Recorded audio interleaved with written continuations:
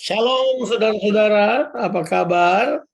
Puji Tuhan, pada pagi hari ini tentunya kita mulai lagi, kembali lagi online, dan kita berharap dalam waktu dekat kita sudah bisa ketemu kembali secara onsite. Nah, hari ini saya ingin menyampaikan suatu kebenaran yang saya pikir semua orang sudah tahu, tapi cuma mau mengingatkan saja bahwa kita sekarang ini sedang masuk pada sebuah pertempuran yang sangat banyak ke depan, disebabkan karena kita tahu bahwa ke depan ini pertempuran kita lebih banyak kepada pertempuran realitas, ya. Maksudku apa sih itu? Apa sih? Nah, ini ada banyak pertempuran yang kita tidak sadari. Ya, ada banyak pertempuran yang kita tidak sadari. Tapi sebenarnya pertempuran itu udah berlangsung lama sekali, ya. Kalau kita baca misalnya narasi Alkitab, kita baca narasi Alkitab. Salah satu narasi Alkitab yang kita dapatkan itu adalah bahwa Tuhan kita yang adalah Roh ingin menemukan keluarga, punya tempat di bumi ini yang sifatnya materi, kan gitu ya. Jadi kemudian Tuhan menemukan umatnya dan dia mau tinggal dengan umatnya, kan gitu ceritanya, ya kan? Itu ceritanya dari awal kitab Kejadian sampai nanti kitab Wahyu, kata itu, dan Tuhan menjadi Allah mereka dan mereka menjadi umatnya dan mereka akan tinggal selama-lamanya. It's kind of nice, ya. Sepertinya kita akan bersama-sama dengan Tuhan. Tapi kan ada masalah karena there is a different reality, ada reality yang berbeda.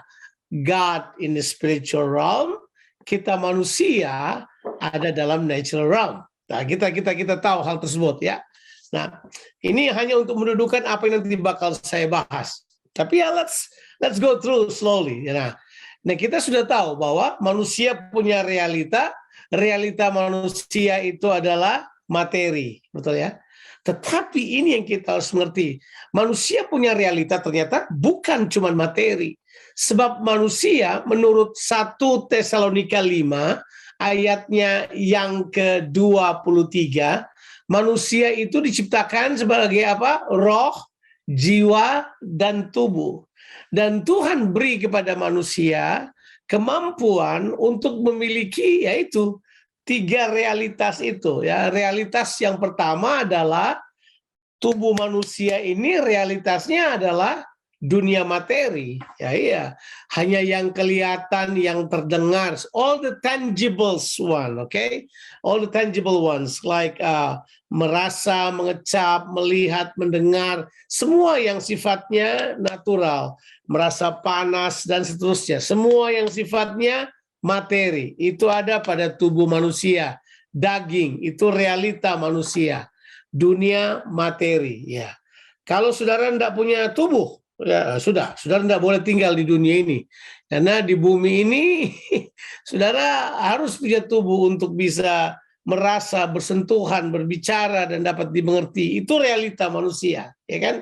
Nah, tetapi manusia punya jiwa. Jiwa itu adalah realitas manusia yang akan memberikan kesadaran pada dirinya sendiri. Ya, dia bisa berpikir. Jiwa ini penting sekali. Dia berpikir. Nah, jiwa ini sudah mulai ada di 2 tempat. Dia mulai bisa berpikir materi, tapi yang kelihatan, tapi dia juga mulai bisa berpikir tentang hal yang tidak kelihatan. Misalnya ide, pemikiran, mimpi, keinginan. Itu kan semua nggak kelihatan, ya kan? Itu nanti termanifestasi kalau dia ada di tubuh, tapi semuanya nggak kelihatan. Saya tidak tahu pemikiran saudara, ya kan? Ya, saudara tidak tahu mungkin pemikiran saya, ya. Seandainya kita tahu semua pemikirannya orang, itu sudah mudah banget. Tapi ya belum tentu juga, ya.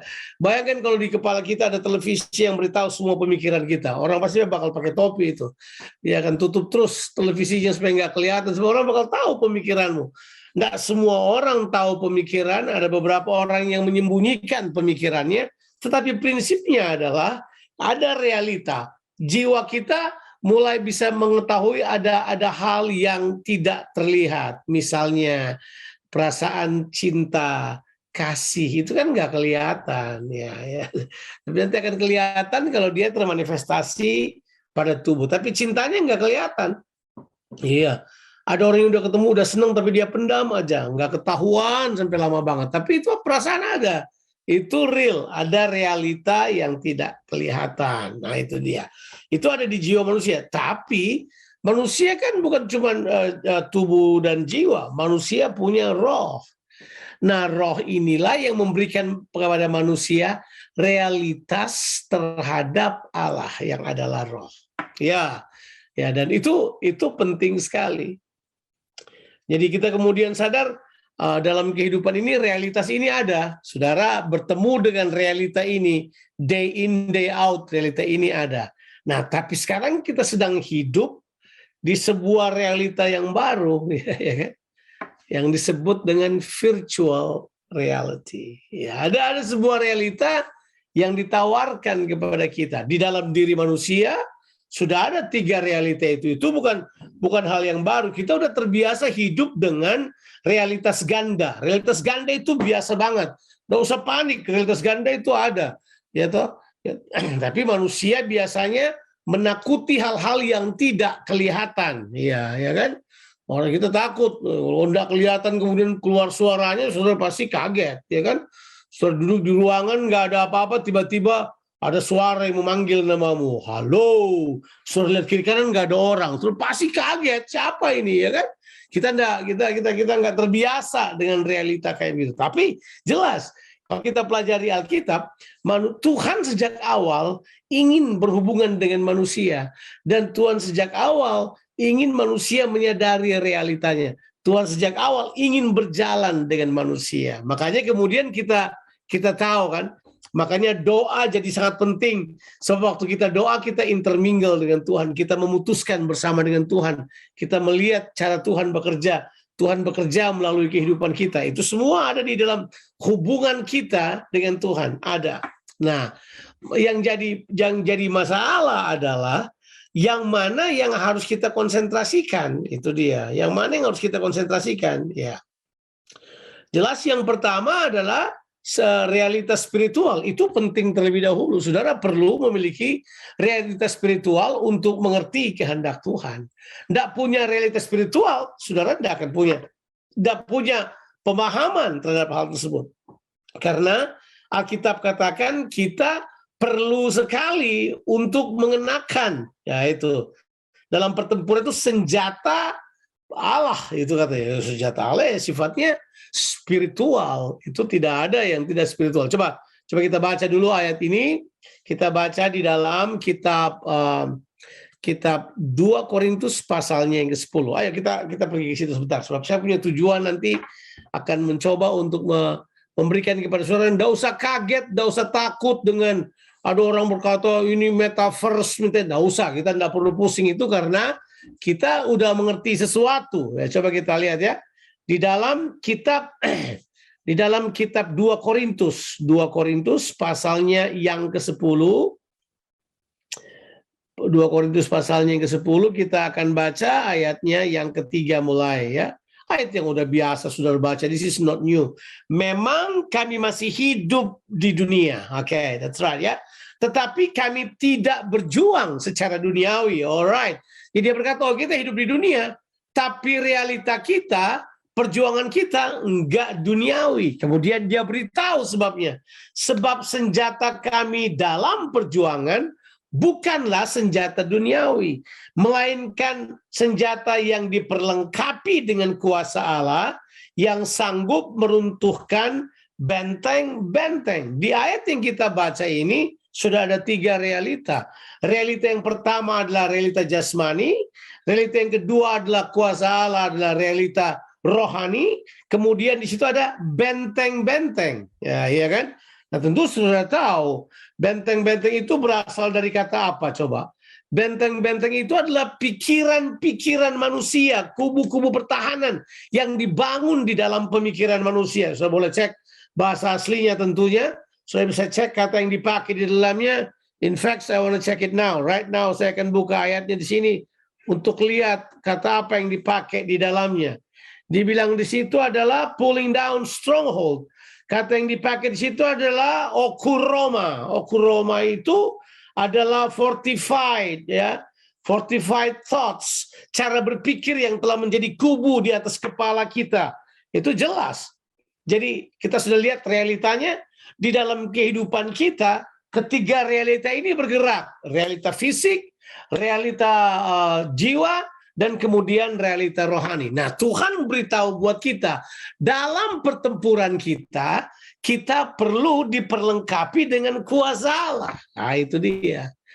Mengapa demikian? Sebab begini, waktu manusia jatuh di dalam dosa, realita manusia dikuasai oleh roh jahat. Di mana roh jahat itulah yang kemudian menguasai jiwa dan kemudian menguasai daging manusia. Disitulah kita dilahirkan dan kemudian disitulah menjadi tempat di mana realita kita biasanya terkubur atau terkunci, lock in those two realities. Kita tidak bisa mengerti realitanya Tuhan. Tuhan bicara kita nggak paham. Tuhan datang pada kita, kita kaget. Kita salah mengerti Tuhan karena memang it's a different reality. Nah, disinilah Tuhan mau beritahu buat kita bahwa, hey, mari Tuhan mau mengajak kita untuk terus mengembangkan realitas spiritual kita dengan jalan apa? Iya, ada jalannya. Tuhan beritahu pada kita firman kebenaran. Itu prinsip yang harus kita ketahui. Jadi firman ini menjadi hal yang penting karena dia yang menjembatani antara alam daging dan alam roh. Karena firman itu sendiri telah menjadi manusia. Kita tahu waktu Yesus lahir, Alkitab beritahu buat kita, firman itu menjadi daging. Something spiritual, something so powerful, something so godly, ya. Tuhan itu yang luar biasa, menjadi manusia. Kemudian kita lihat dia jalan, kita lihat kasih karunia-Nya, kita lihat kebenarannya. Jadi kemudian kita akan menemukan realita spiritual, memahami realita spiritual lewat firman Tuhan. Nah, itu dia. Makanya waktu kita baca firman Tuhan, itu saudara bukan cuma sekedar membaca sebuah ide biasa, sebuah ideologi, sebuah pemahaman pengetahuan biasa, tapi saudara menangkap spirit, saudara menangkap roh. Betul ya? Coba kita baca ayat ini. Kita baca dalam Injil Yohanes, pasalnya yang ke-17. Sudah tahu, this is not a new thing. Ini adalah hal-hal yang kita sudah tahu, tapi saya cuma mau tekankan kepada kita supaya sudah tahu pertempuran kita di depan apa. Ya, nanti ya nggak tahu apakah kita mau bahas sedikit tentang convergence atau tentang metaverse, nggak tahu. Tapi saya cuma mau katakan buat kita sekalian bahwa dikatakan bahwa Tuhan berkata firman-Mu itu adalah kebenaran. Firman-Mu itu dia menguduskan manusia. Karena firman itu adalah roh. Bahkan ditulis di dalam ayat yang lain. Firman Tuhan itu adalah pedang roh. Betul gitu kan? Kita sudah tahu hal tersebut. Bahwa kita tahu bahwa Tuhan oleh firman-Nya menjembatani kita untuk hal tersebut. Yang luar biasanya lagi, kita sebagai orang percaya, Roh Kudus berdiam dalam kehidupan kita. Jadi harusnya kalau kita baca firman Tuhan, hidup dalam firman Tuhan, dan hidup dengan Roh Kudus, realita ini dapat menjadi tersambung. Kita dapat menjadi orang yang tersambung. Pernah nggak ketemu orang yang disconnected? Bukan cuma dia disconnected keluar, tapi dia disconnected di dalam. Antara roh, jiwanya, dan tubuhnya nggak nyambung, gitu aja, gitu ya. Misalnya, dia punya otak berpikir bagus, tapi yang dia buat lain. Pernah ketemu itu namanya disconnected betul itu. Dia mau buat baik, yang dia buat jahat. Itu Paulus katakan itu disebabkan karena dosa. Karena dosa menguasai tubuh manusia. Oh, dia tahu ada sebuah realita untuk berbuat benar, tapi dia buat jahat at the end of the day. Dia kemudian melakukan kejahatan. Jadi kemudian jiwanya pikirannya tidak bisa mengendalikan tubuhnya, bahkan terbalik, tubuhnya yang kendalikan pikirannya. Sehingga yang terjadi, dia melakukan apa saja yang dia mau. Itu ciri orang yang tidak punya koordinasi yang bagus atau tidak tersambung di dalam dirinya. Sekali lagi, saya tidak berbicara psikologi, saya tidak mau membahas itu secara serius. Saudara boleh tanya psikiater atau psikolog yang akan membahas hal tersebut. Tetapi yang saya mau katakan ini adalah apa yang Alkitab beritahu buat kita, sederhana, untuk berkata gini, hey, kamu harus mengembangkan realita-realita ini.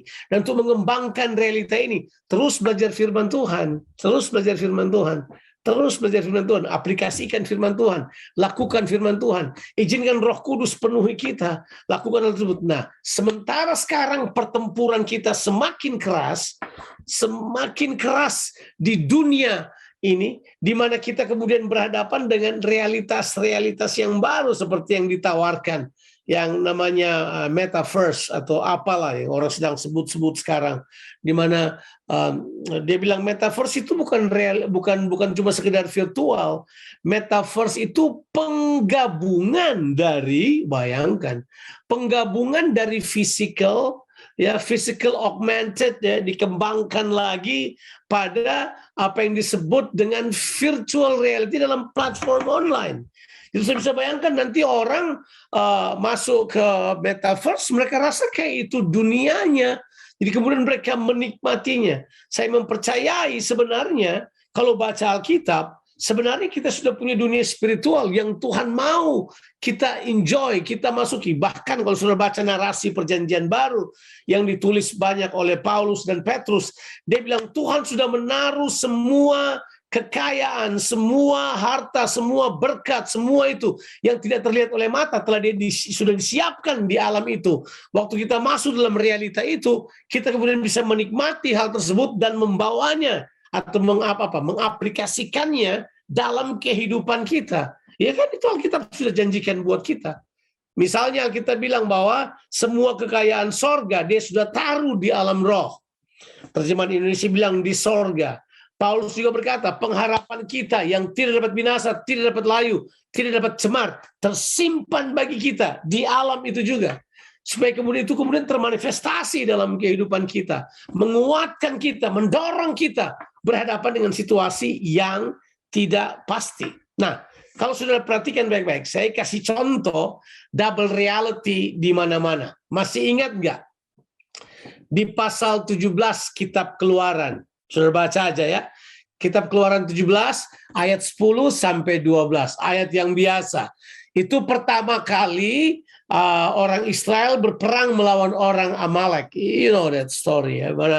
Di mana Yosua pergi berperang, Musa naik ke gunung bersama Harun dan Hur.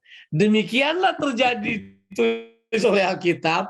Kalau Musa angkat tangan, menang bangsa Israel. Waktu Musa turun tangan, kalah bangsa Israel. So the question is, where is the reality of this war? Ya kan, realitanya di mana? Sebab kalau Musa turunkan tangannya, kalah bangsa Israel. Kalau Musa angkat tangannya, menang bangsa Israel. So di mana realitanya? The answer is bahwa apa yang terjadi secara natural telah terjadi juga secara spiritual. Disitulah kemudian kita tahu bahwa Musa ditopang oleh Harun dan Hur sampai Yosua menyelesaikan, mengalahkan semua orang Amalek. Nah, saya mau saudara mengerti prinsip ini. Kemudian di sepanjang Alkitab, kita kemudian sadar hal tersebut. Selama 40 tahun Tuhan ada dengan bangsa Israel di padang gurun, itu Tuhan mau tukar realita mereka. Tuhan mau tukar realita budak, realita Mesir, dan realita yang salah yang mereka telah warisi 400 tahun lamanya di Mesir. Sekarang Tuhan berkata gini, I want to change the reality. I am with you. Aku jalan dengan kamu. Aku ada dengan kamu. Kamu mau minum, aku minum dari batu. Bahkan ditulis di dalam 1 Korintus pasalnya yang ke-10, ayatnya yang kedua dan ketiga. Batu itu adalah Kristus yang mengikuti mereka di dalam perjalanan, yang kasih minum mereka. Wah, itu kan sebuah realitas spiritual yang kemudian orang nggak tahu. Itu batu beri minum mereka. Jalan dengan mereka. Selama 40 tahun ada realita. Dan kemudian realita itulah yang kemudian dikenali dengan kata ini. Ya, kira-kira saya to you. Disertai oleh Tuhan. Realita itu yang disebut dengan the presence of God. Kemudian kita tentu tahu kebenaran-kebenaran seperti ini, bahwa waktu Tuhan berkata, Musa kamu pergi aja, kamu masuk aja, masuk sekarang, jalan sekarang. Musa berkata, jangan suruh kami pergi dari sini kalau hadiratmu tidak menyertai kami. Kita tahu cerita itu kan, di dalam Keluaran 33, sampai kalau tidak salah Don Moen bikin sebuah lagu yang berjudul itu, jika engkau tak bersamaku, ku tak mau berjalan. Itu kan? Kalau Tuhan tidak bersama dengan kami nggak mau. Jadi Musa sadar betul realita Tuhan dalam kehidupannya. Nah, di narasi-narasi Alkitab dibangun hal tersebut. Misalnya Yusuf, karena disertai oleh Tuhan, dia berhasil. Itu ada narasinya. Narasinya bahwa Tuhan bersama dengan dia. Tuhan yang tidak kelihatan menyertai dia. Dia berhasil. Dimanapun dia pergi. Gideon, Daud, semuanya ditulis oleh Alkitab. Ini adalah orang-orang yang disertai oleh Tuhan. Ada different reality yang bersama-sama dengan mereka. Kita harusnya sudah paham hal ini. Mengapa? Karena ini ditulis di Alkitab. Cuman sekarang kita lebih tertarik kepada sesuatu yang kelihatannya luar biasa. Sekarang datanglah yang namanya metaverse, virtual reality and beyond, ya kan? Ya, orang mulai berkata, oh sekarang sudah bukan social media, sekarang metaverse. Di social media masih semuanya sifatnya sosial, sifatnya jiwa masih bisa. Sekarang kita mau tawarin pada saudara perpaduan di antara keduanya, antara fisik, virtual, dalam sebuah platform yang lebih jelas, di mana di situ ada ekonomi, di situ ada politik, di situ ada dunia. You can build your own reality, you can build your own world. Mereka tawarkan buat kita. Orang tadi kita takut pergi ke situ, kalau saya sih enggak. Karena saya pikir ada sebuah keniscayaan itu bakal terjadi. Itu pasti hal tersebut terjadi. Tapi kita sebagai orang percaya, enggak. Kita tahu ada realita yang lain yang ada bersama dengan kita.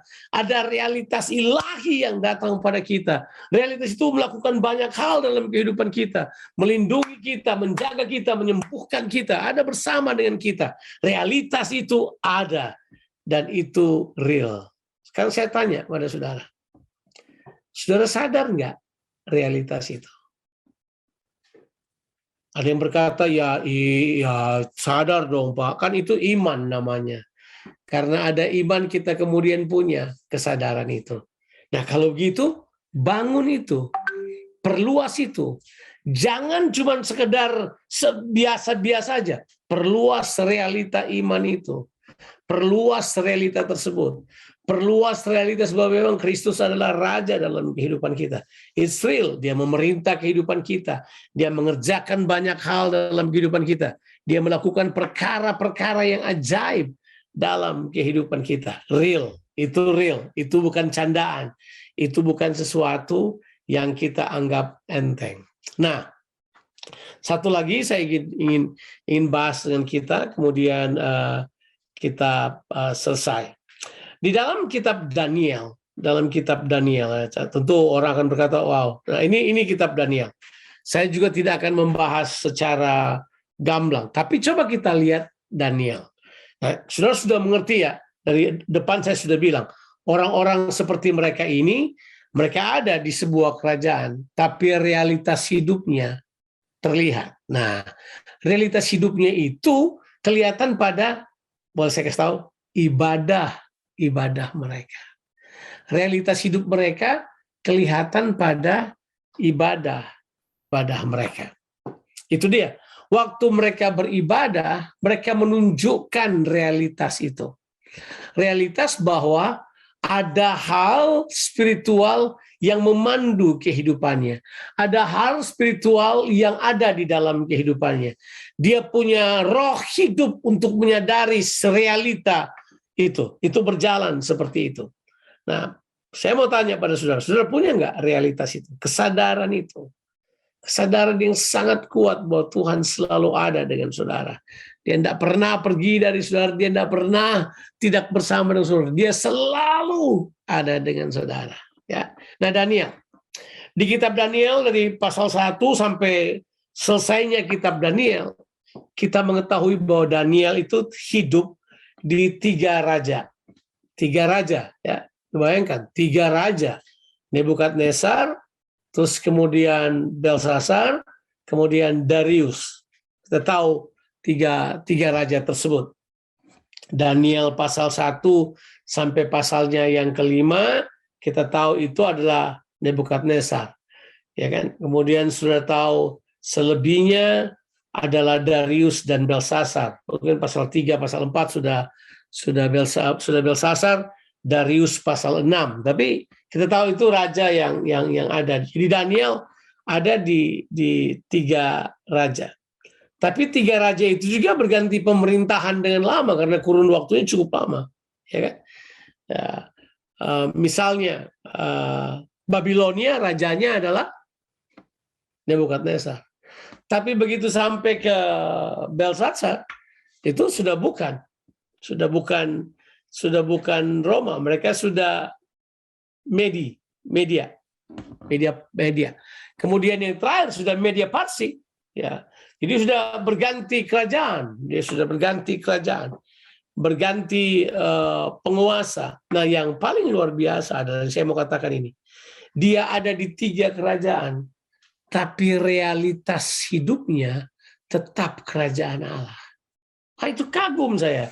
Realitas hidupnya tetap kerajaan Allah. He was under Babylonian, he Medo Parsi, he under Medos. Dia tetap, he still under the kingdom of God.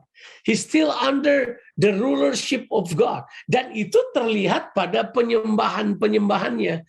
Itu terlihat pada ibadahnya. Terlihat pada apa yang dia katakan. Nah, saya tidak menekankan ritual, as you know me. Saya tidak menekankan ritual, tapi saya menekankan di sini adalah hubungan.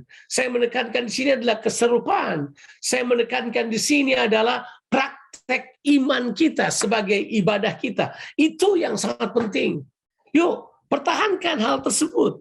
Di tengah-tengah dunia yang akan bergeser kepada pertempuran virtual ke depan nanti, saudara dipersiapkan. Sekali lagi, hal tersebut adalah sebuah keniscayaan. Ya, kalau tidak salah kata metaverse itu udah muncul tahun 91.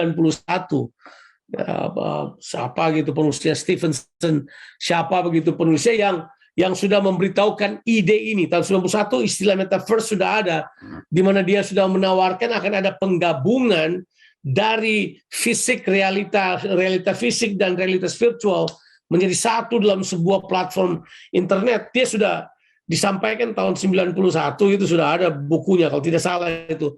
Dari buku itu kemudian mereka menggunakan istilah metaverse dan seterusnya. Jadi berarti mereka sudah membangun konsep ini sudah lama.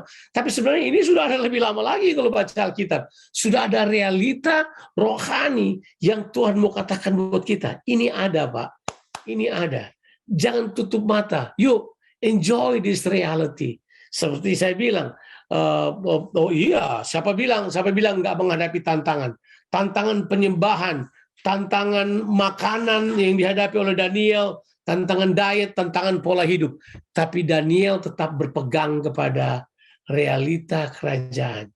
Makanya waktu dicek kehidupannya, narasi yang dibangun di Daniel, mereka 10 kali lebih pintar karena tetap berjalan pada komitmen mereka, pada ketetapan hati mereka. Waktu mereka kemudian di ending, di pasal 6, ketika dicek, waktu dia kemudian sudah menjadi orang kedua di kerajaan tersebut. Saudara baca pasal 6, dicari kesalahannya Daniel, tidak ditemukan kesalahannya. Kemudian ditanya, apa dia ini? Kenapa dia ini? Oh enggak, orang ini menyembah Tuhan. Dia menyembah Tuhan, dan karena penyembahannya kita nggak bisa ganggu lagi. Kita nggak bisa bikin apa-apa. Jadi mereka kemudian memfitnah dia, keluarkan aturan untuk menghancurkan dia. Tapi dia tetap pada realitanya. Dia punya realita iman yang sangat kuat. Kapan-kapan saudara baca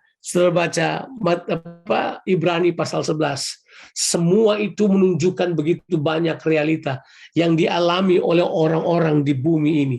Realita mereka dari Abraham sampai semua yang kita lihat tokoh-tokoh iman itu. Kemudian penulis Ibrani berkata begini, hey, kamu ini akan menyempurnakan semuanya itu. Iman kamu sekarang ini datang di dalam Yesus Kristus. Ini the great reality. Dan kemudian, aduh, realitasnya terlalu banyak yang Yesus kerjakan. Itu yang orang tidak lihat dengan mata. Makanya kita dibaptis. Makanya kita melakukan perjamuan kudus. Makanya kita mendoakan satu sama lain. Ada hal-hal yang di situ menunjukkan there is a reality in that. Reality of God's Spirit. Realitas dari roh Allah yang ada dengan kita. Saya berdoa supaya kita tetap terpelihara dalam anugerah Tuhan. Mari, cintai firman Tuhan. Izinkan Roh Kudus bekerja dalam kehidupan kita. Mari kita terus bertumbuh dalam pengenalan akan Tuhan. Apapun realita yang lain, kita sudah punya realita yang kekal. Realita di dalam Tuhan Yesus Kristus. Tuhan Yesus memberkati kita sekalian. Saya berharap ini memberi masukan buat kita dalam pertempuran kehidupan kita dan pilihan-pilihan yang akan kita ambil. Tuhan Yesus memberkati kita sekalian. Amin. Mari kita berdoa sebentar. Bapa di sorga, hamba-Mu sangat terbatas untuk memberi penjelasan. Tetapi hamba-Mu berdoa supaya Tuhan berbicara kepada kami. Berbicara kepada kami lebih lagi. Roh Kudus bantu kami. Bicara pada kami. Sampaikan isi hati-Mu kepada kami. Karena Tuhan, Roh-Mu sanggup mewahyukan kebenaran firman-Mu pada setiap orang dalam konteks kehidupan mereka masing-masing. Berkati umat-Mu Tuhan. Kuatkan mereka melewati semuanya. Hiburkan mereka yang sakit. Kami tahu bahwa semuanya itu terjadi atas izin Tuhan. Terjadi karena apapun yang menimpa manusia telah melewati Tuhan Yesus Kristus. Dan kami mempercayai Engkau adalah pintu bagi umat-Mu, bagi domba-domba-Mu. Engkau adalah Tuhan bagi kami. Untuk itu Tuhan, aku berdoa yang lemah dikuatkan, yang sakit disembuhkan, yang punya masalah mereka kemudian menemukan jalan keluar. Kami mau bersyukur, berterima kasih buat pagi ini. Dalam nama Tuhan Yesus Kristus. Amin. Amin. Thank you. Saya kembalikan pada yang memimpin.